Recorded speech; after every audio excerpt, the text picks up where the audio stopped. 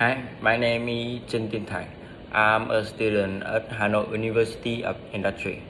I usually wake up at around 7 to 7:30 a.m. in the morning, and I leave home at 7:35 a.m. when I have my first class of the day. I live near my university, so I often go to school on foot every day. My lessons start at 7:40 a.m. and end at 11 and 10 a.m.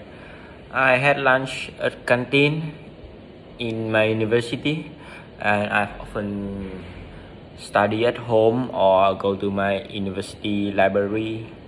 And then I go home and have shower and do my homework at 7 p.m. After that, I go to sleep at 11 and 30 p.m. Thank you.